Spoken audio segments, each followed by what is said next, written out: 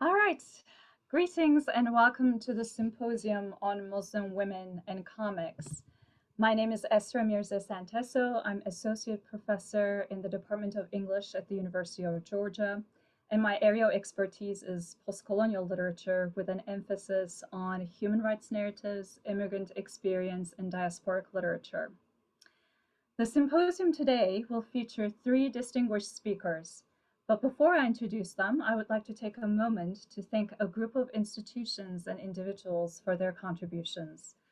First, I'd like to thank the Office of Institutional Diversity at UGA for supporting this event with a diversity research and scholarship grant.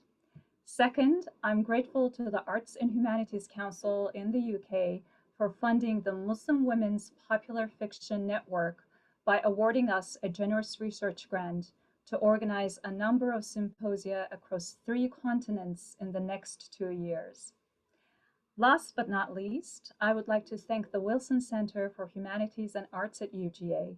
This event is presented as part of the Global Georgia Initiative Public Event Series, and I would like to extend my thanks to Winnie Smith, Nicholas Allen, and the one and only Dave Marr for their tremendous support and assistance at every step of the way.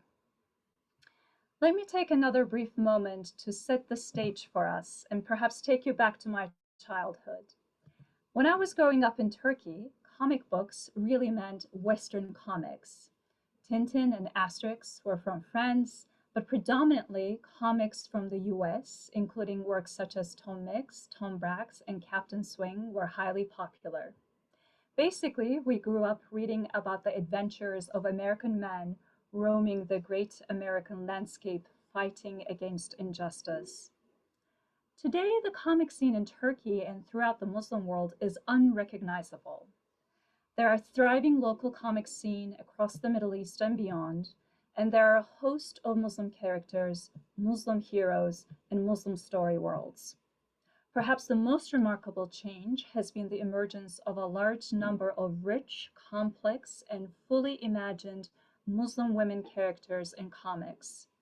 And what's more, this development has not only happened in the Muslim world, but here in the United States as well. And this is what we're gathered here today to discuss. Before we go any further, let me also comment on the title of the symposium, Muslim Women in Comics, which is intentionally ambiguous.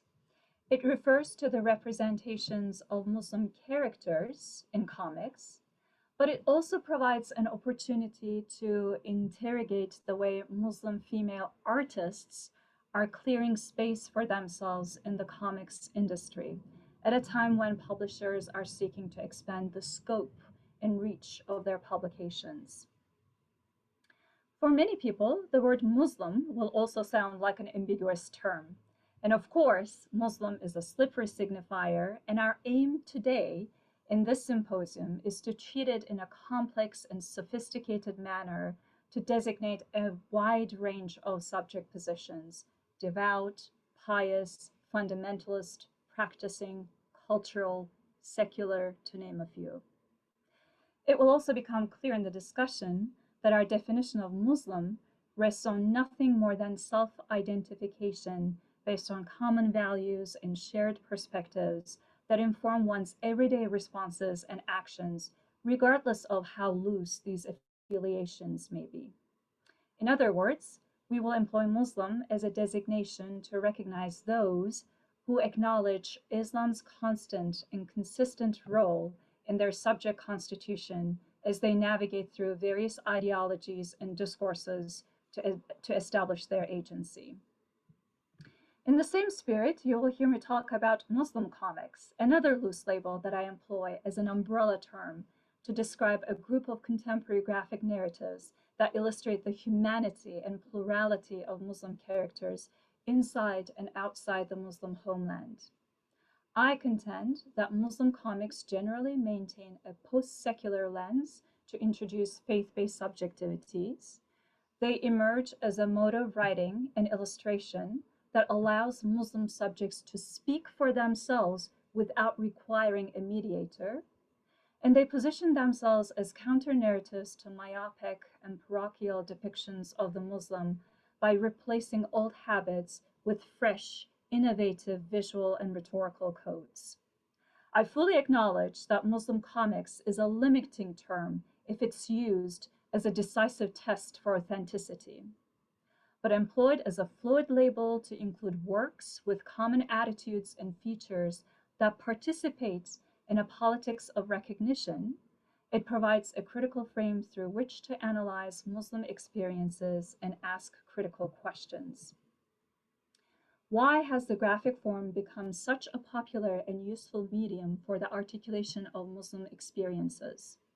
Why are Muslim authors and artists choosing this particular form to explore Muslim subjectivity, especially given Islam's history of aniconism, which is the prohibition of pictorial representations, specifically the depiction of God and the Prophet? How do these authors present a vision of Muslim life within the comic book, a category that is essentially imported from the West? These are the questions that animate my own present research, including my current book project, tentatively titled Muslim Comics and Warscape, and which I think will also inspire our discussion here today. With that, let me introduce our three distinguished speakers. Our first speaker is Leila Abdelrazaq, who is a Detroit-based Palestinian author and artist. Her debut graphic novel, Baddawi, which came out of Just World Books in 2015, was shortlisted for the Palestine Book Awards and has been translated into 3 languages. Since then, she has created a number of other zines and comics. She's published, exhibited work, and given workshops around the world. Leila's creative work primarily explores issues related to diaspora, refugee experience, history, memory, and borders. She earned her MA in Modern Middle Eastern and North African Studies from the University of Michigan in 2020, where her research focused on Palestinian futurist art and post-national imaginaries.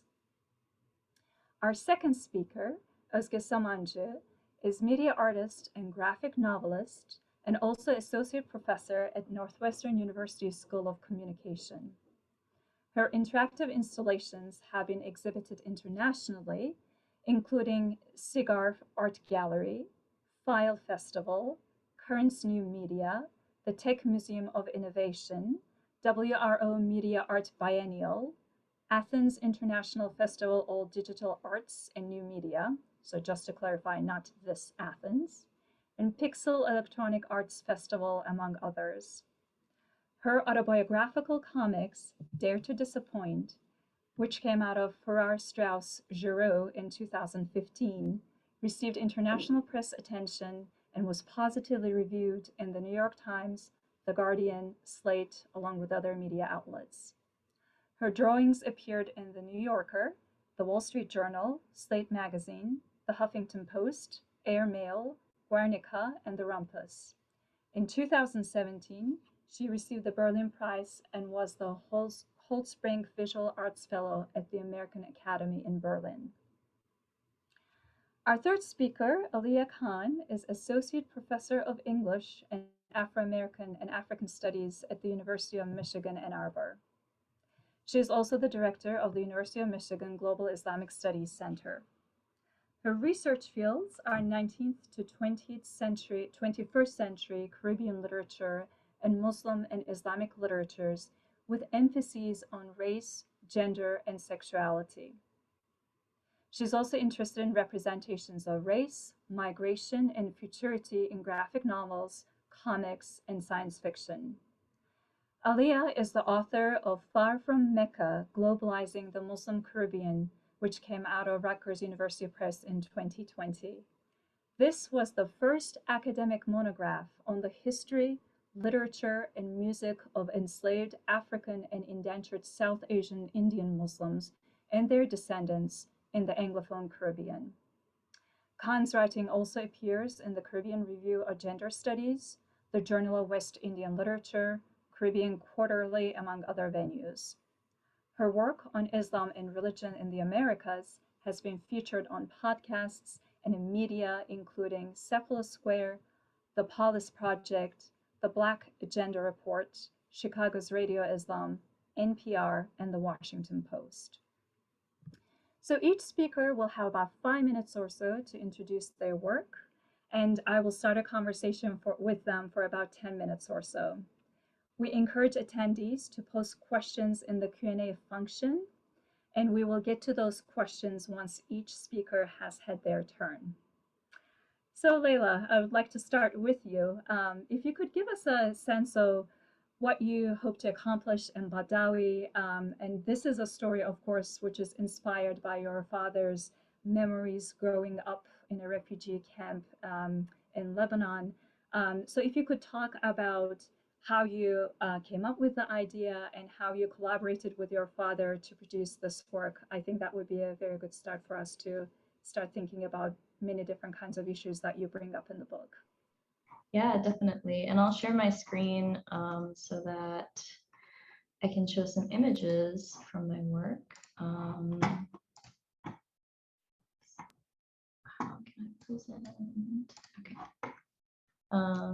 Is this visible to everyone? Okay, great. Yeah, so Baddawi started actually as a webcomic in 2011 when I was an undergrad. I was really involved in Palestine organizing at the time. I was very active in my school's chapter for Students for Justice in Palestine. And I was studying theater arts. And I was really not really finding that my theater program was offering opportunities to tell the kinds of stories I was interested in telling. It was a lot of very white. I think one of their diversity plays was Arabian Nights, the wonderful Orientalist. So I was kind of like looking for other creative outlets. And I started working on the webcomic, as I said, in 2011, just sort of drawing stories that I had heard over and over again growing up from my dad about growing up in a Palestinian refugee camp. Part of it was just wanting to share refugee stories and refugee experience, because I found that even within sort of like the Palestine organizing community in the US, there were not many people who had relatives in the camps, and there was a lot of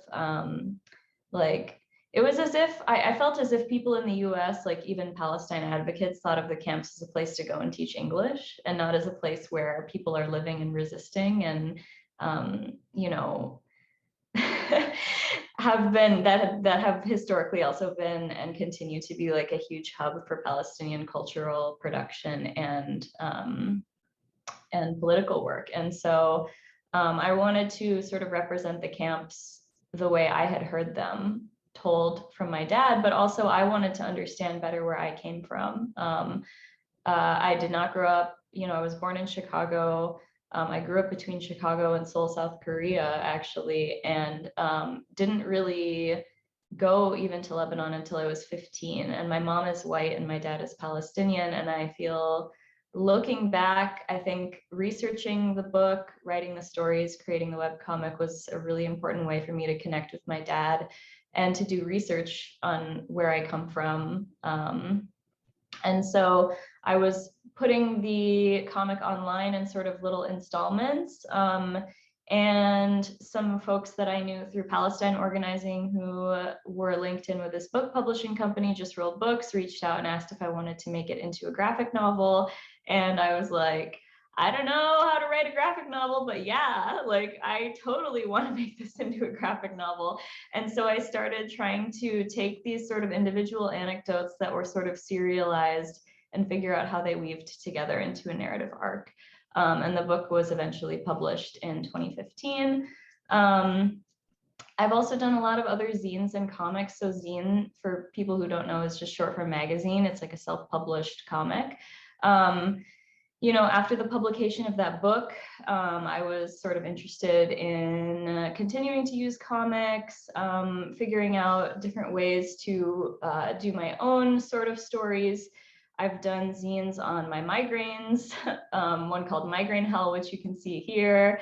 I've done zines that are compilations of drawings from traveling to Palestine. This zine, Arabi Mukassar, which means broken Arabic, is written in broken Arabic and is about not speaking Arabic well, unedited. I've done zines on female pleasure and how that relates to Palestinian identity. I've done zines, I've done short comics on my own life, things that have happened navigating borders as a Palestinian woman. And really, like, after Baddawi's, you know, maybe we'll talk a little bit later about like how I came through Baddawi, but it wasn't about me. And I think after the publication of that book, I was really exploring some more biographical stuff. And so I also have a short comic that's about the loss of my sister Hannah, who was a stillborn. It's called The Opening, and kind of thinking about the loss, the meaning of loss and the meaning of absence in one's life. How can you miss a person you never knew? How can you miss a country you've never been to? And kind of weaving these narratives together. And some more experimental comics that sort of use metaphor and imagery. And I even have made an animated comic. So all of which is to say, oh, why can't I go back? Sorry, one second. There we go. So all of which is to say, yeah, I've done a lot of, since the publication of Baddawi in 2015, have been kind of exploring and pushing my creative practice as well into other kinds of narratives. Yeah. Yeah, thank you for that introduction. I'm, you know, you have a wide range of interests, but one of the things that I wanted to go back to, since you show the cover of Baddawi, is the idea of witnessing, perhaps, because the cover of the book, which features your father, Ahmed, is an homage to Najib Ali's Handala, which is this beloved figure from Palestine who never grows up. He's always to the side, looking at a scene like a voyeur, not interacting, but like the silent witness in a way. And you made a point in your introduction to Baddawi that you wanted to really focus on your father's story, but also fully acknowledge the fact that he's an emblem of millions of Palestinians who are displaced from their homes. So could you talk about that, perhaps why it was important to you to pay homage to Handala, and why witnessing, how witnessing becomes an important trope in the comic? Yeah, definitely.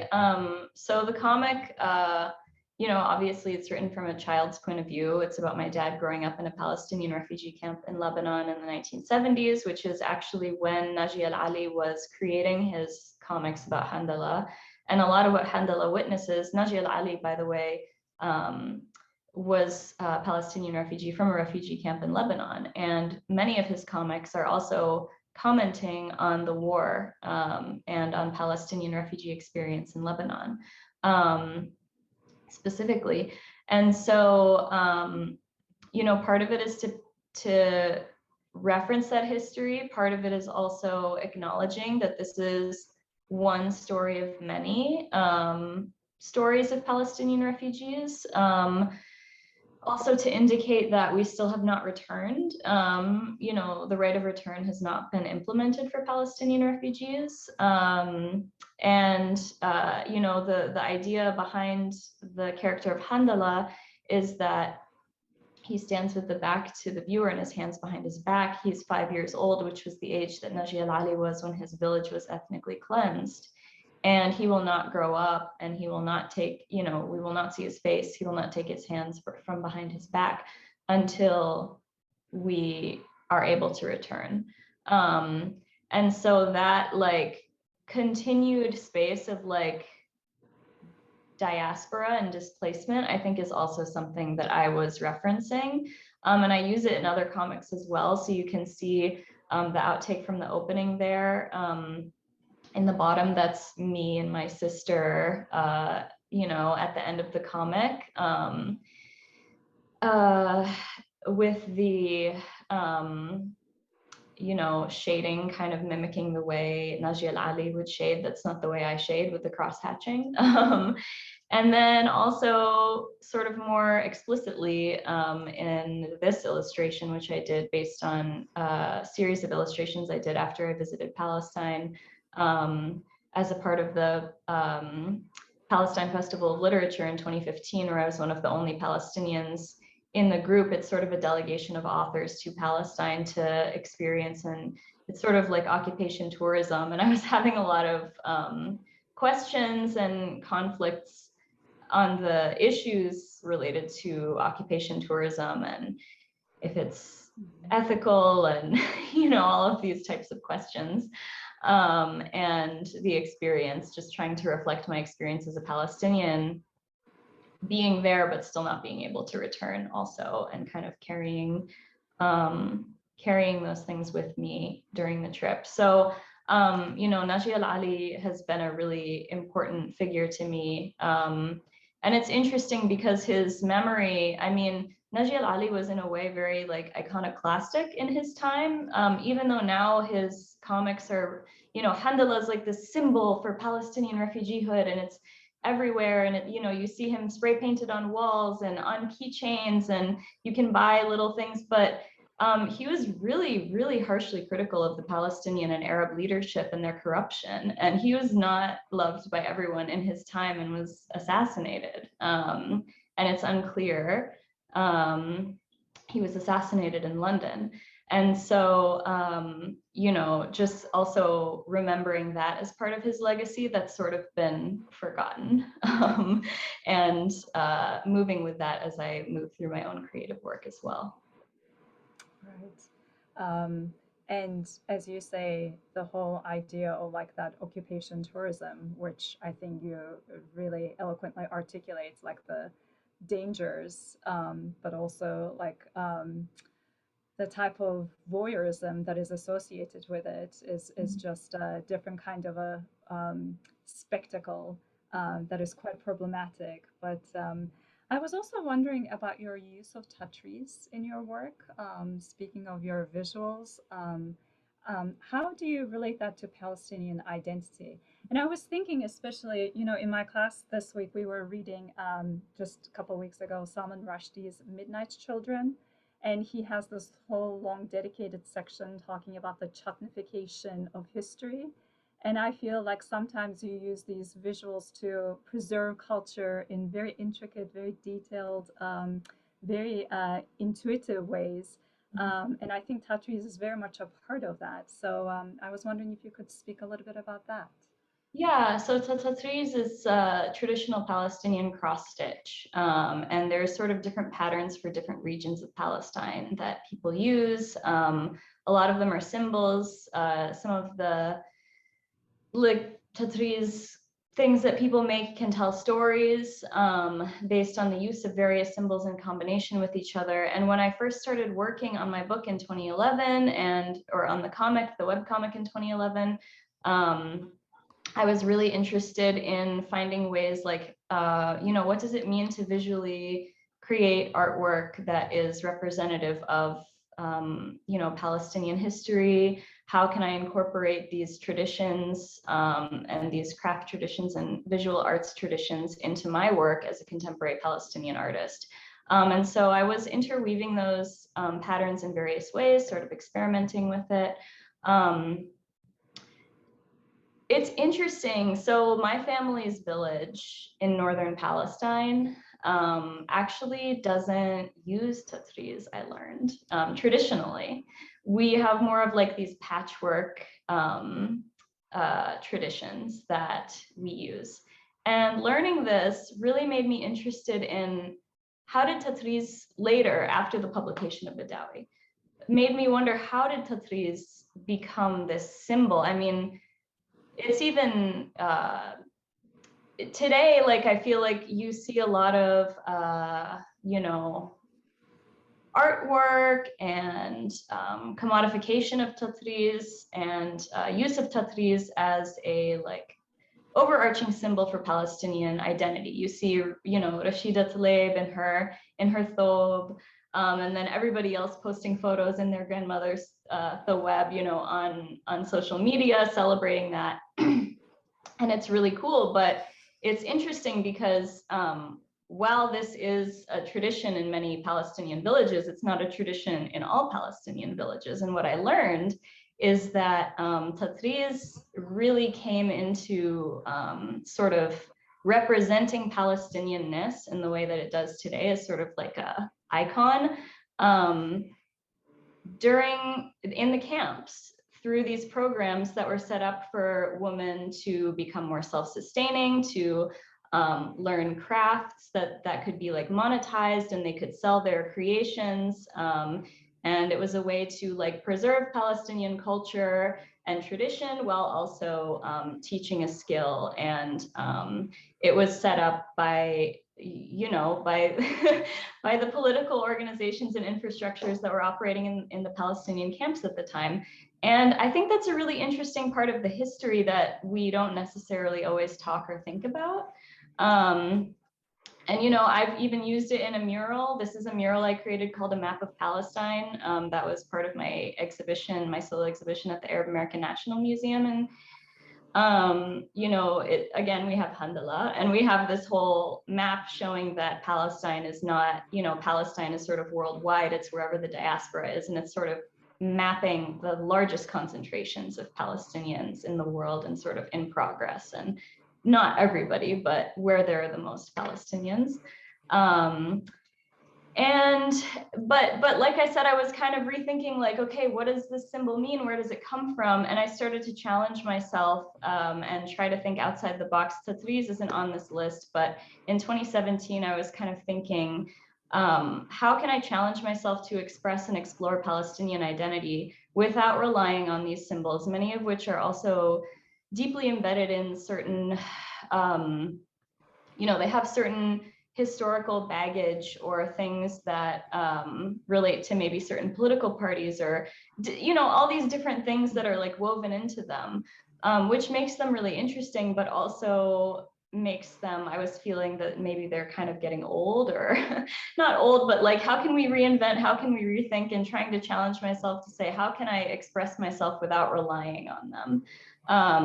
And so I started trying to explore different ways, both of finding new symbols. So I was exploring the symbol of the sardine as something that, you know, the UN Refugee Works Agency, UNRWA, which operates in the Palestinian refugee camps, would give out canned sardines a lot. And that's not a food that's celebrated in Palestinian cuisine in the same way. I think there's a lot wrapped into that, trauma and class and many other things, but kind of thinking about like, how can we think about the sardine? And also thinking about like weaving in new kinds of imageries and symbolisms that tie past, present, and future together, without relying on like symbols, which can be useful, but maybe sometimes don't give us space to imagine things differently, or and then when you imagine things differently and you don't rely on the symbols, like what else can you discover there? So I think that was also part of the work of the opening as well.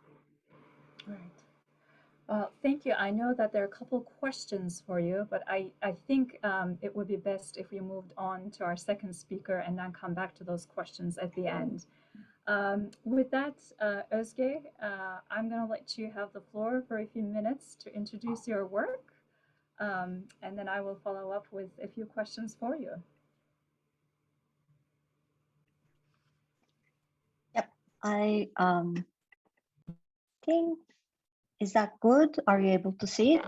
Yes. Yes. And then let me, so the main work I'm going to talk about today is my autobiographical graphic novel, Dare to Disappoint. And it's my growing up story in Turkey, 100% real. And it's just the story of a person trying to figure out what they want to do with their life. And there were so many pressures, like religious pressure, economical instability. It's a militaristic culture. There's the desire to please teachers and parents and society. So among all those forces, how do you hear your own voice? That's the story.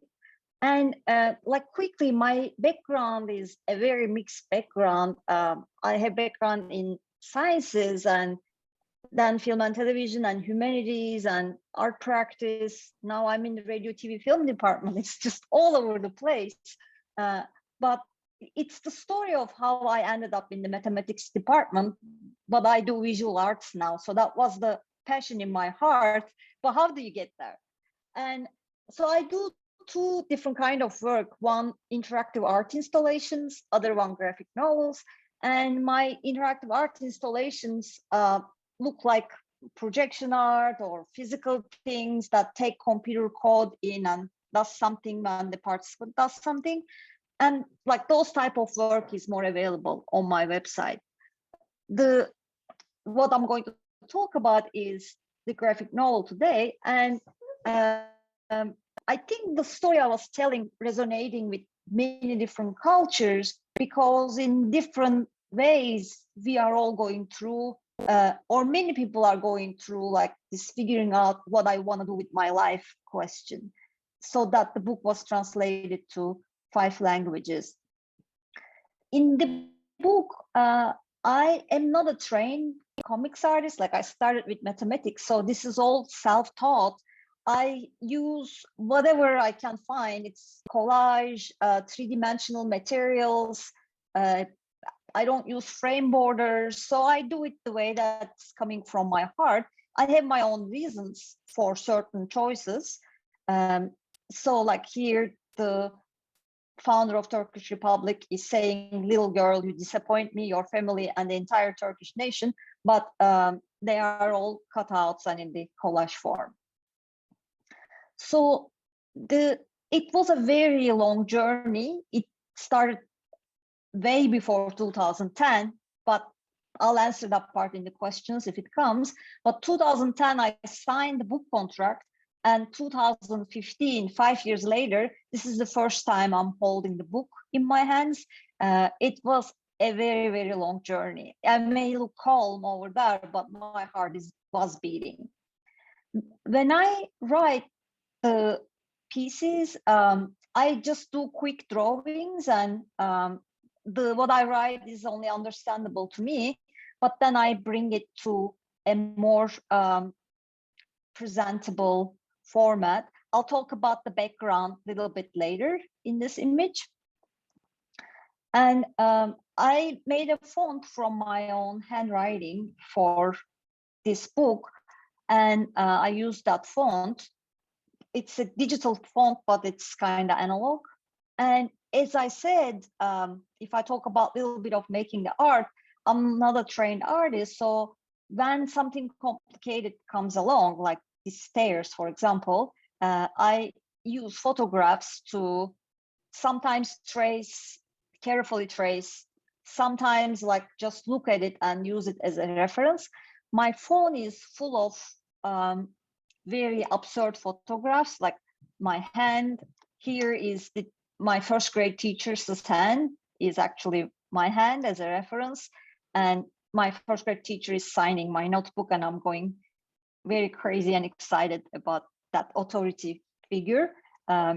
Like another absurd picture, I had to see how it looks like. Here I am on vacation in Greece, but still drawing. I had to see how the hand looks like when someone wants to erase themselves from the surface of the earth. Like that's the part I narrate, the depression, and I wanted to disappear, but I had to see how the hand looks like when you turn the button, imaginary button. Like we studied on the floor on top of carpet, so to imagine the body posture there. So it's quite fun to look at my iPhone. It's really full of absurd reference photos. Another one from Ozge University, and my sister and I sitting there and talking. So it's not like one-to-one, it's just to look at it and remember. And this is the Galata Bridge, and it was, I think we used this image for the conference poster. So that's a like landmark, and like that railing, those little details so important to me. I slow down and I study on those things. I use all type of materials while I'm making comics. For example, I use stamps, and I created this chapter opening image by using a date stamp, 1982. That's the year I started primary school, and I met with my first grade teacher. And I painted stones. They're talking to me here when I was like 6 years old, 7 years old, separating from my mom first time. This one is one of my favorites. So the background, like this is an overnight journey from Izmir to Istanbul. The background, the night sky, I made it by using mustard. So I painted with mustard, and then I inverted it on Photoshop, like a negative of photograph, and that became the sky. And the headlights are chocolate wrapping paper. The front is just a torn cardboard, something like that. So that I'm changing that. Like my new style is a little bit different than this, but I hope I'm going to the right direction. Here, like muffin miniature cake thingies are forming my skirt while I'm talking to the founder of Turkish Republic, that I'm asking forgiveness for my uncle. Leaves were part of the book, like jewelry bits are ornamenting this historical vase. Paper doily is under our phone. So those like three-dimensional things sneak into my images. Of course, we drink a lot of coffee while we are making our images, and I sometimes paint with coffee. The background is coffee stains here. It's a very problematic high school that I attended, where there was a huge polarization between seculars and I want to say practicing Muslims, but it was beyond that, towards more fundamentalist side, and both sides were suffering for unnecessary reasons. Evil IB takes a part too, and my new project that I am working on is called Evil Eye, and it's going to come in fall 23. And when I made the cover, I wanted to show a choppy sea, because growing up process is like a choppy sea, like Leila's sardines metaphor. I just wanted to find a metaphor that encapsulates the entire thing. And but I didn't know how to make it. I tried many things, and I walked into kitchen with frustration, and I saw the bread. And like after trying sponge, all t-shirts and stuff, I dipped bread into paint and created it. And I felt guilty because I don't know if in other cultures, but in Turkish culture, bread is holy and we don't put it in paint. So it created guilt while doing that image. And that's close up. So there are reviews about the book in more detail, and all of them are available on the website of the book. I think that's pretty much it. So my first question is, because I'm dying to find out more about your life back in Turkey, and I know you have a background in math, but what about comics? Did you grow up reading comics? Were you a comics fan? Yeah, I almost learned how to read through comics. My uncle, who was a socialist, and there were leftists and rightists and those things while we were growing up, he used to bring Gırgır, the weekly humor magazine, to home. So I would try to read on it. I would take it to people. I would say why this is funny. I mean, I wouldn't understand the jokes, but I was very determined to enjoy it because people were laughing, and I wanted to understand what it is. So I was immersed into it. Mainly I was going to say those the were editorials highly political in content. I mean, humor came from like the political anxieties of people at the time. Sorry to cut you off. Yeah. Right. So it was because there are like 20, 30 artists getting together and creating those things on weekly basis. We were being exposed to so many different perspectives. It's like the Mad magazine or Onion magazine kind of thing. And the political life in Turkey is so harsh, it's only bearable through humor. And it's an oral culture. People don't read that much, but Gırgır sold up to like read by million people, which is an unbelievable number for Turkey at the time. Right. And I think, you know, like Leila, your work is on the one hand super personal. It's your autobiography after all.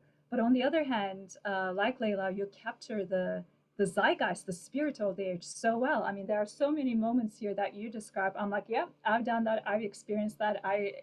This is how I felt at the time. So I think both of you toe the line in terms of like how you bring the individual story, but also that becomes an emblem that reflects the story of the larger society. But with that, I wonder if you could elaborate on something that you already mentioned about this polarization in Turkey, which is usually between the secularists and the more conservative slash fundamentalists. And you really talk about the kind of stereotypes that each group has one for another. You talk about your experiences at school, but that's also still like an ongoing problem, like the kind of identity crisis that we have in Turkey, exacerbated by the more perhaps conservative government in power. But what is your take in terms of at the end of the day, this is written from a perspective of a child, but the realities of that political situation is so dire, and it has such huge significance for growing up. Yeah, like so what do you want me to comment on? Like the So maybe if you could talk about the kind of the divisions or the polarity that you talked about in as you were growing up in Turkey, and how again in the novel you show like different kinds of stereotypes that each group, like for example, there's a schoolmate who looks at this other boy and says he's a radical Islamist, lots of hair products and folded skirt to make it even shorter and things like that. Like these kinds of readings in a way that stereotypically put people in a box, but those are extremely divisive sorts of positions to take at the same time. right, like the we at the time we only knew how to think in a binary way, that we couldn't see the spectrum, and that like Atatürk Science High School was a very unhealthy environment, that the polarization, it was like a microcosmos of the entire country, but in a more accelerated sense, because like the Fethullah Gülen's organization was already organizing students, and it wasn't happening by itself. Like there was an organization behind it. So the students who were coming from Anatolia, from just practicing Muslim families, were being pulled towards more fundamentalist side. And like there were so few women coming from secular families. And when we were judged and mistreated, we were clinging on each other and developing some kind of hate relationship against the those like boys coming from conservative families. So they judged us, we judged them, and there was this we, them, me, other situation. It was painful. Right. Again, it was something that I think we all experienced, and we couldn't put our finger on it necessarily. And now, in retrospect, it becomes so much clear that the divisiveness that has been taking place in the larger society. But my last question for you is about how you come to represent female subjectivity, especially growing up in a Muslim country. As you said, there are so many different kinds of pressures. It's a militaristic society. It's a much more patriarchal society. There's, There's a very conservative understanding of Islam in certain segments, but at the same time, you fully embrace that idea of confusion and disorientation, and you in fact use that as a form of empowerment, that you know, it's not like you had one story that you were teleologically moving forward. You zigzagged, you know, studied math, you studied other things, and found your own voice and agency. So if you could talk a little bit about how you uh, think about and represent female subjectivity in your work, as you look back on your own life. You know, all those like theoretical things are so at the very background of my mind. My main concern is to tell a good story. The like, I just enjoy lived anecdotes, and I like write lived anecdotes. I have a list of lived anecdotes list, or when I'm gonna create, like I go look back, I circle things. I think like this anecdote connects to this one. So, and once you tell the story, they're already taking place in a certain land that has its own confusions. And I'm a woman, and once I tell the story, like a beads on a necklace, when you pull one, all of them are coming together, right? Like, and when I look at Leila's work, like her father's name is Ahmed, my father's name is Ahmed. I mean, beginning from there, and her book is Baddawi, and her name is Leila Abdelrazaq, but it could be in Turkish Bedevi, Leila Abdelrazaq. Like even the, it's just when she draws her silhouettes, her backgrounds, like those unplanned cityscapes, it's Istanbul. It's exactly there, right? Like once you just tell it, all those components are coming in. So there's not too much calculation in it, but I'm sure I calculated some things that, but it's so at the background.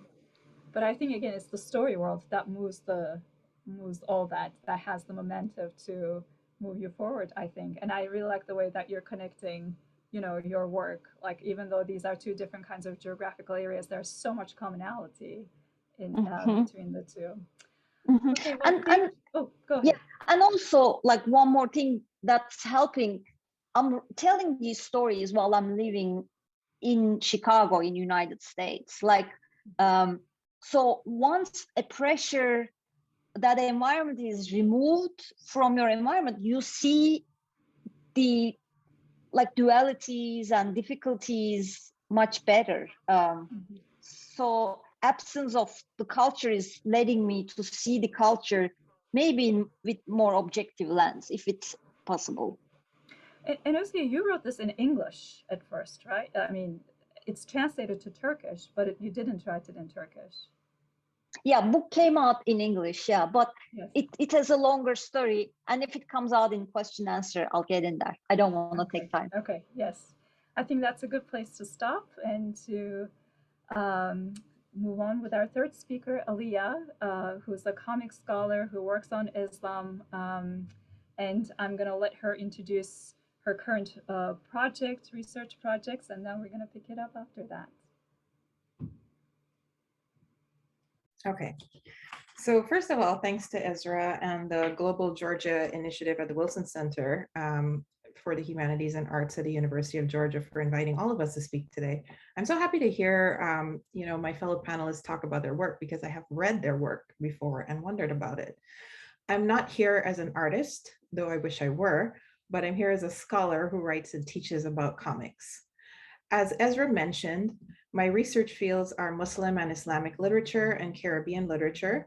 I teach 2 undergraduate graphic novel classes at the University of Michigan.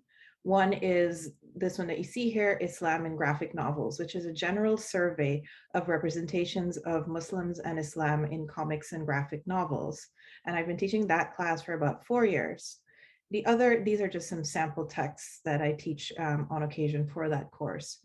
The other course is a new one I'm going to teach this summer called Borders, Graphic Narratives of Migration and Displacement.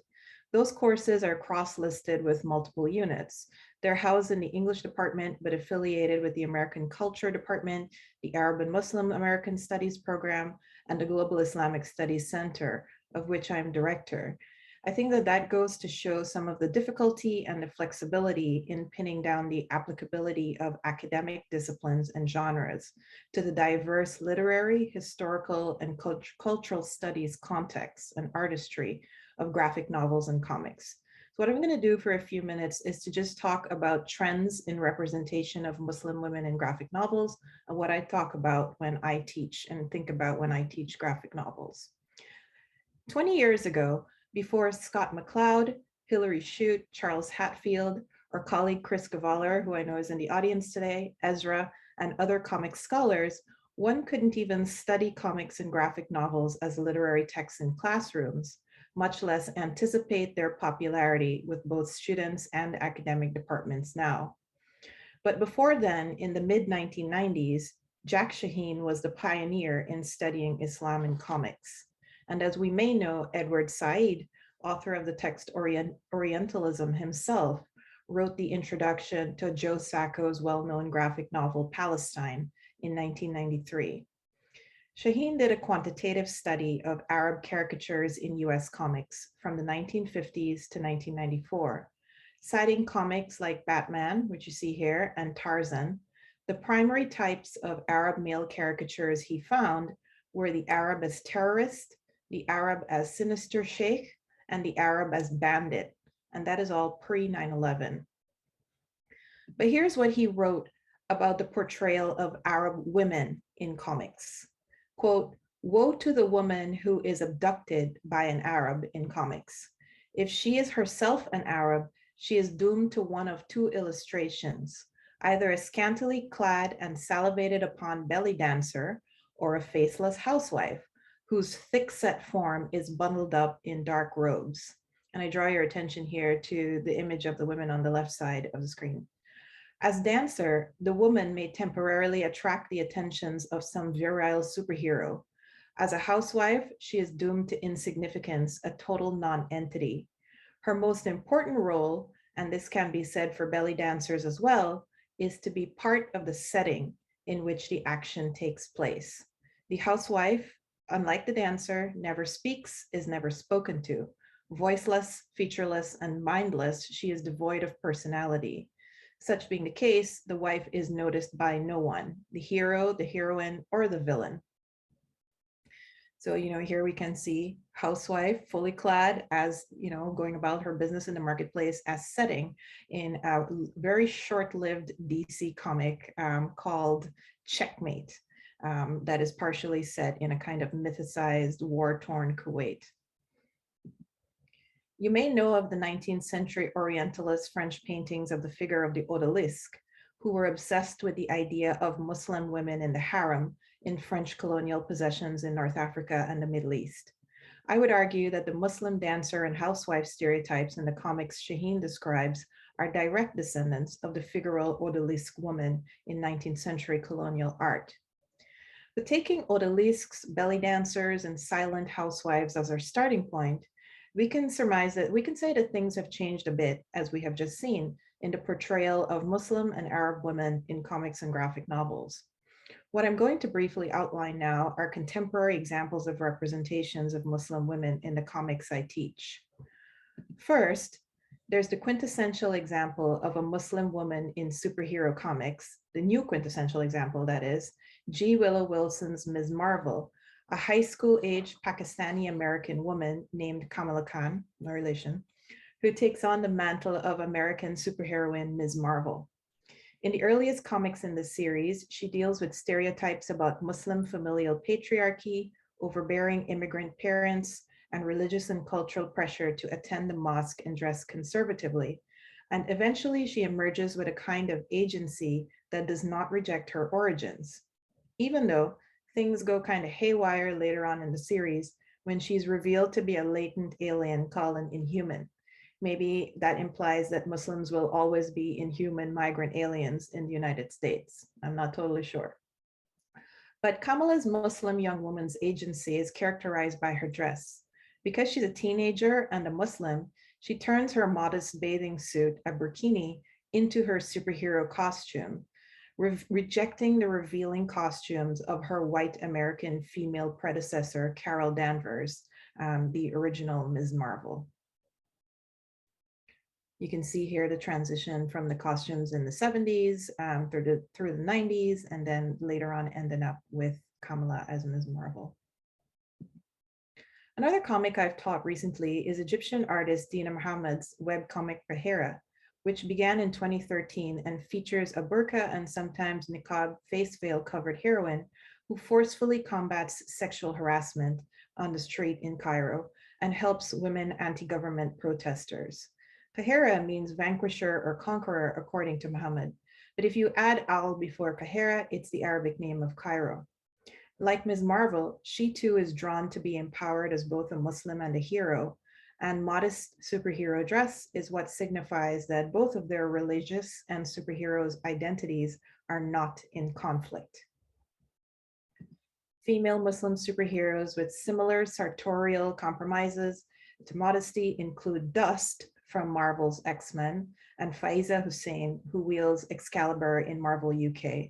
And both of these precede Ms. Marvel. There's quite a bit we can say about them. But I'll move on to say that another issue that I'm grappling with now is women's absence in graphic narratives of migration in the other borders class that I'm teaching. Here are some of the texts, and I'll go over what they are in a moment.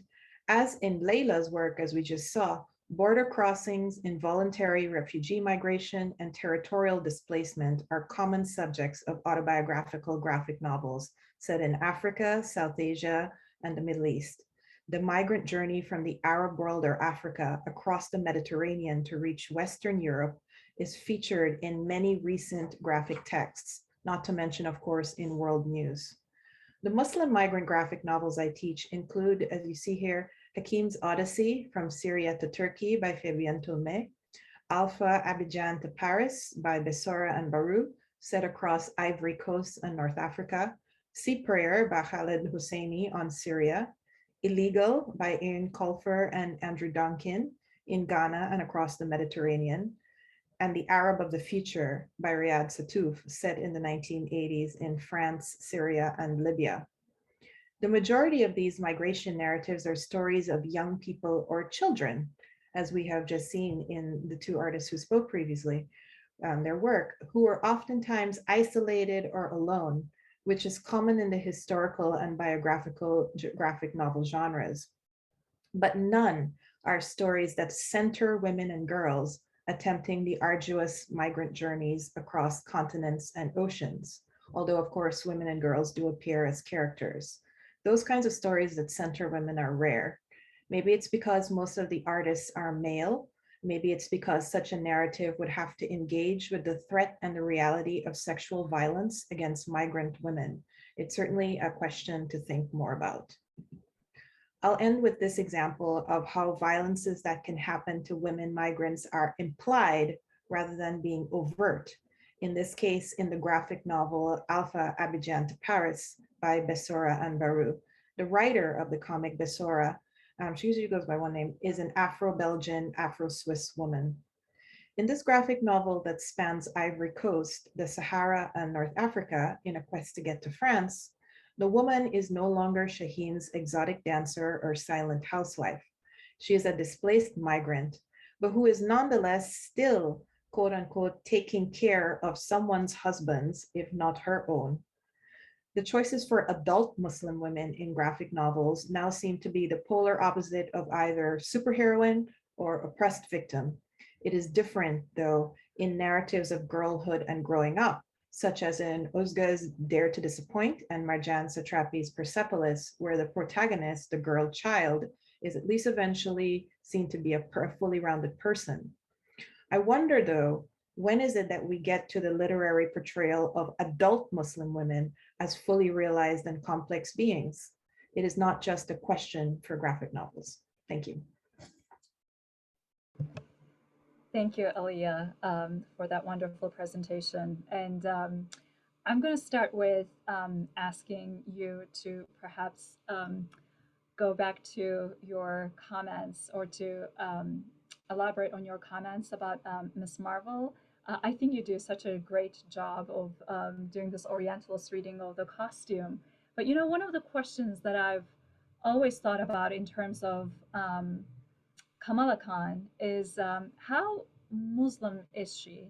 And I know that on the one hand, it's not a very fair question. We don't really get to ask, we don't say how Christian is Superman or how Christian is Captain America. Mhm. But there's so much talk about marketing this work as the first Muslim headliner that it begs the question of whether there's a genuine engagement with Islam or whether it's just tokenized. And especially because of the kinds of things that you talked about, which is we find out later that she's actually inhuman. And in that Marvel page, they have Muslim and inhuman without an Oxford comma, which makes you think, oh my gosh, what a pairing that they come up with. Um, Yeah. so again, how do you feel about Kamala Khan's contribution to this conversation Yeah. about diversity in superhero comics? Yeah. Okay, so this changes over the course of the series. In the first two comics in the series, that is when, we get her serious engagement with all of the ramifications of being a Muslim Pakistani teenager. I think it's in the second issue, we actually see her in a mosque, like talking and engaging with a sheikh and actually fighting with him about, about things related to covering her head and like kind of being quiet and sitting in a particular part of the mosque because she's a woman. Those kinds of things are explored in the first two, but there is some kind of like overt and excess religiosity as embodied by her brother. We see Yes. is like initially we see that that's not a good thing, like that's not framed as a good thing in the context, right, in the context of the comic. Like her kind of typical immigrant struggle where she goes back and forth is what is valorized in the comic, right? Like having an immigrant youth struggle rather than like adhering to one specific thing or another. The comic, is fully on the side of her taking on the burkini, like a modest garb, modest swimwear, as something that reflects the fact that her family is Muslim. But as to the question of whether she is seen to overtly be a practicing Muslim, like no, she's not. She's like seen to be an American teenager who has like like issues and like conflicts around like what is culture, what is religion. And then like when we get to the part of the series that drops off and she becomes an inhuman, like all the stuff about religion that like establishes ethnic identity just like falls by the wayside. Right. And especially as you say with the brother, I mean, there's such a construction of good Muslim, bad Muslim binary going on because he's Yeah. like the kind of the quintessential stereotypical Muslim character at the beginning of the series who changes and becomes more secular and more Yeah. integrated all of a sudden. Yeah. So it's quite interesting. And I really like the way that you juxtapose um, Kamala Khan with Kahira, who is this fully hijabi superhero who fights against misogyny and patriarchy, and she um, feels empowered through her Islamic identity as opposed to trying to erase it. Mhm. So yeah, go ahead. Oh, I was going to add I guess in a combination of your two points that you made there about Ms. Marvel and then Kahira, that like reception for like the reception that these comics receive from Muslims is an important thing to think about, and from Muslim women in particular. Like Ms. Marvel has the power of Marvel behind it. And I remember when it first came out, all these people that I know who identify as Muslim or just identify as like an immigrant in some kind of way were buying it for like 10-year-old, 11-year-old, 12-year-old girls. They were buying it for their daughters. And what was important to them was that the artist, or rather the writer of the comic, G. Willow Wilson, is a Muslim herself. Like, so that was important to people in buying, in like acquiring this comic, even though like it is this like kind of typical teen struggle sort of thing. And then Kahira has a much smaller audience, it's a web comic. Right, right. No, that's a important point to make. Um, I was also intrigued by the way you teach about Afghanistan.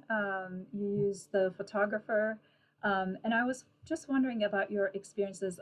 In a similar fashion, I taught Guantanamo Kid for the first time last year, which is about the experiences of detainees in Guantanamo Bay, and my students were really shocked because all of a sudden, what they kind of heard from media became like a real kind of a story world in which they were completely submerged in, and they thought it was very moving in that way. So I wonder what your students thought about studying Afghanistan through those images, and whether they were able to kind of negotiate what they were hearing about Afghanistan, and how their perspective shifted once they started looking at these works in highly visual ways. Yeah. So I taught, I was looking for a graphic novel through which to teach about Afghanistan last semester, right? When the Taliban came back, and, you know, all these things were like, people were hearing all of these things about Afghanistan, and once again, in the US national sphere. You know, you and I have talked about the difficulty of finding a graphic novel that is like, for this part of the world, that is like written by like a person from the culture. Like, first of all, like you need something that's in English or translated, or, you know, I mean, this was the one that I settled upon, even though it's not written by an Afghan. It's a collaboration between and centers around a Doctors Without Borders photographer who went into Afghanistan in the 1980s, and also an illustrator and a translator. But it really, it allows, this graphic novel allows images of Afghanistan to speak for themselves. That is one thing I really like about it. You know, it is really interesting structurally in the way that it juxtaposes actual photos of Afghanistan from the 80s with like comics illustrations of like the exact same thing happening next to it. But the photos really the photos are stunning, and they really just really speak for themselves. But I wanted also a graphic novel, as we have talked about, that taught students about the origins of US foreign policy in Afghanistan, and the origins of like what is the Taliban, and like where do all of these politics in that part of the world come from. So this graphic novel is set in the time of like the Soviet invasion and Soviet occupation of Afghanistan, that, you know, eventually through US involvement created the Mujahideen, and then later on the Taliban. So, you know, I think through this graphic novel, they got a really solid understanding of what the background of the conflict now is. Right. Very interesting. And I also find the ending of your presentation very provocative, in the sense that there's such a gendered difference in terms of thinking through questions about crossing borders, immigrant experience. And I'm teaching a course on borders right now, not just looking at graphic novels, but again, it's a very intriguing idea to think about those kinds of gender differences. Were you able to come up with a reason, or were you able to articulate some of the absences of female voices from these kinds of discussions, or are you still working through those challenges in your research? Yeah, I'm still trying to figure it out. And, you know, I actually would really love to hear from my co-panelists on what they think about that, because it's like, okay, there are stories of girls, right? There are more stories of Muslim girls than there are, or you know, girls from majority Muslim cultures, than there are stories of like adult women who are making these kinds of journeys, or who are and who are making those kinds of journeys, and who are making like, you know, who are doing comics. Maybe the issue here is that like most of the graphic artists are men, and they are writing about themselves, or they are writing about like, you know, this like particular kind of like struggle of like a young man within patriarchy. I don't know. Maybe if there were more women artists, there would be more stories about, you know, adult Muslim women. But, you know, it is something that I would love my fellow panelists to address. And I just want to say, I'm going to let Ozge and Leila respond to this if they would like to. And then we have 4 questions queuing up, so we can start taking those questions as well after this. I agree with the stories being told by male voices, and if women are telling those stories, like in my case or in Marjani Satrapi's case, we are people closer to Western world and easier to identify by the Western reader. I'm more curious about a practicing Muslim woman telling a story in the comics form, that is happening more rarely. I think that's a very valuable voice, and that's the rare voice that we are missing. Yeah, I think I agree that a lot of it comes down to like, who are the artists? I didn't mention this, but I run a small press with my friend called Mamlul Press. And we basically sort of work with and distribute comics by, it's sort of a broad category. We just sort of say like women and non-binary people from backgrounds who are traditionally marginalized within the comic scene. So usually it's BIPOC women and non-binary artists, but most of the artists, it came out of like a small project that I had been doing, and most of the artists that we are in touch with, also because those are the communities that we sort of like know really well. My friend and I who run the press, most of those are Arab or South Asian women and non-binary people who are making zines and comics. Some of them are based in like Lebanon, some of them are based in the US. We work with Dina, who was mentioned, and we distribute the Arabic version of her comic Shabay Kubayk, which is going to be coming out in English soon. And so that's sort of an interesting space. And these are artists who are self-publishing, right? Like these are artists who, like myself and Ozge, are often self-taught, not always, but like often are self-taught and are like really just telling their own stories from their own perspectives without anyone else's permission and self-publishing their work. So that could be, I'm not thinking off the top of my head of any migration stories specifically that we even carry. So that's, that's an interesting point. Like although I will say that without saying too much, that I'm working on a speculative fiction graphic novel right now that is about 5 generations of Palestinian women and does involve multiple migration stories. So hopefully other people are working on stuff like that too. Yeah. Well, hurry up, because we want to put it on our reading list, Leila. I'll try. Okay, we have our first question is from Hiem Sherfa. I hope I'm not slaughtering your last name. Hiem and I were actually corresponding this morning because I know of her work on Baddawi. She has this amazing essay talking about Baddawi, and I learned a lot from that essay. But she asks you a question, Leila. She says, speaking about Najib Ali and Handala, we know that his art was very threatening insofar as it led to his assassination. Could you talk a little bit more about the role of images in the Palestinian liberation struggle today? How effective it is, or it can be, as a form of resistance, and in what ways? So this is a really interesting question. It's one I've thought a lot about, especially with my thesis on Palestinian futurist art and post-nationalism. I think that,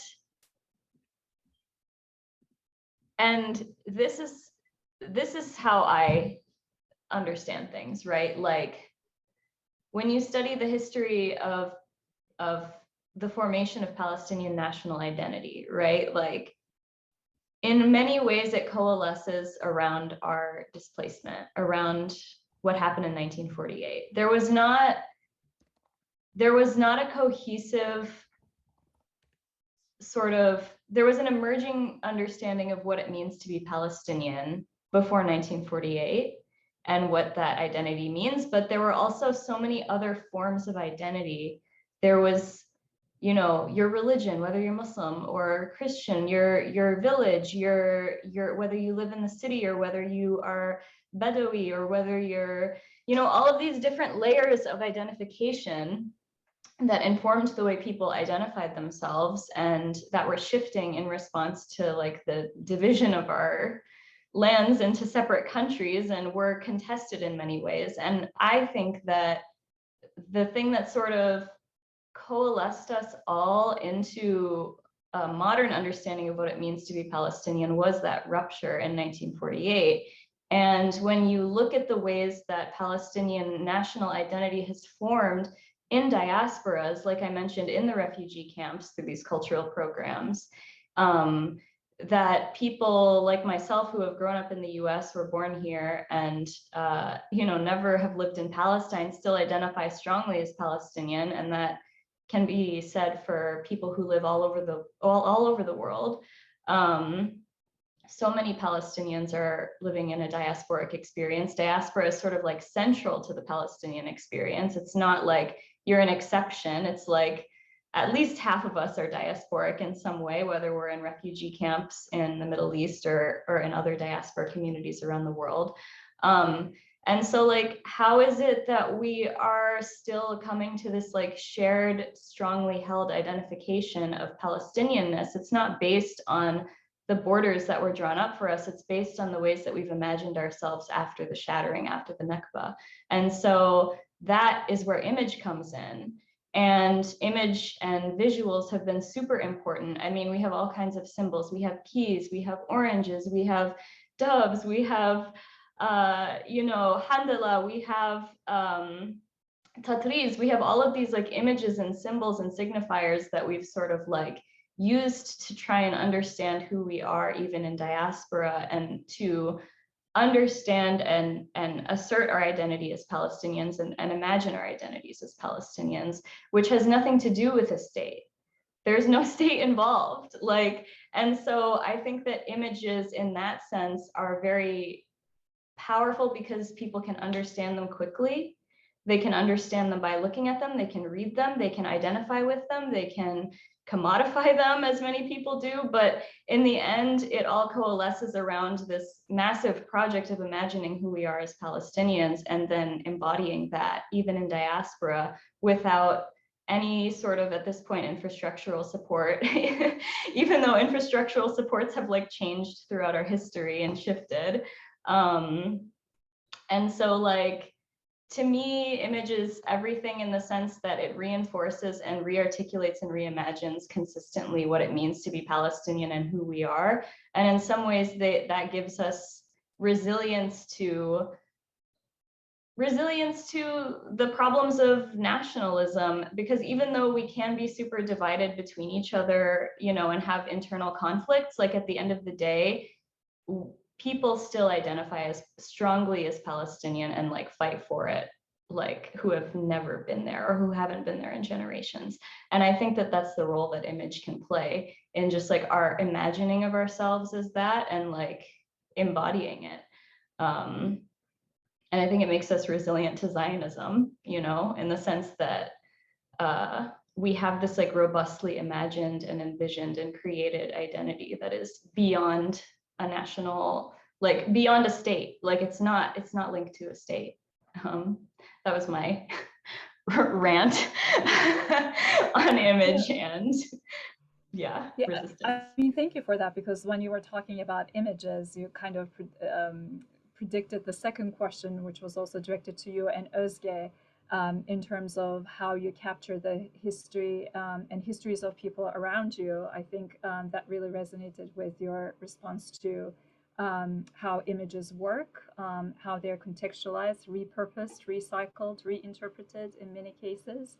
But perhaps this is a good place for Ozge to chime in and respond to that. I'm going to combine the second and third questions. So the question is, when you engage with personal history and histories of people around you, how did that inform your drawing process? And also, looking back on your background in media, why not write a novel or make a documentary? What was it? What were some of the reasons you were attracted to the comics form rather than another kind of a visual arts medium? Ozge, you're muted.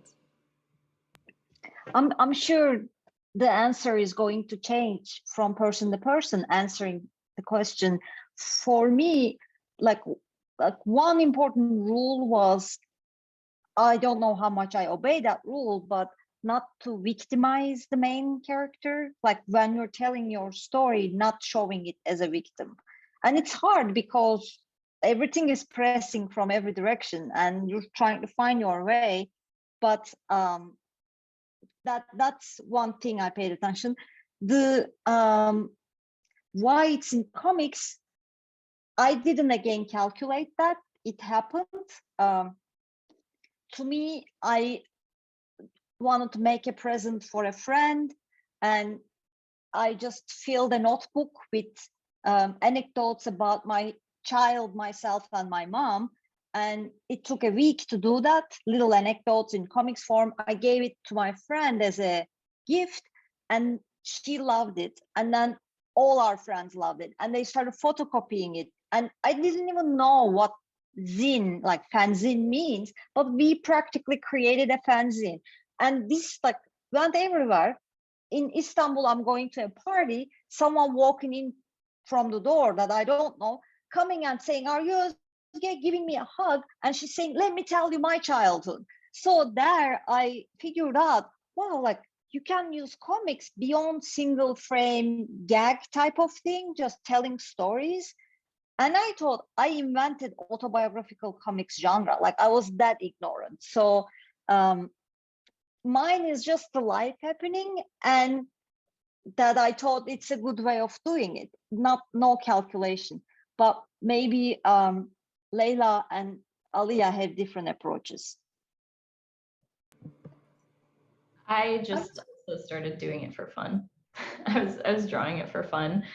Yeah, I just thought it was a good way to tell the story. I had an idea for a way to draw it, so I did it, and then I did another one, and then I did another one. And perhaps if I can piggyback on something that you said, Ozge, and ask this question to Aliyah, because I think it's really important the way you talked about, like, how can you talk about a story of oppression without necessarily turning the character into a victim, that they're not victimized over and over, and not just by the circumstances, but by recreating those stories and histories as well.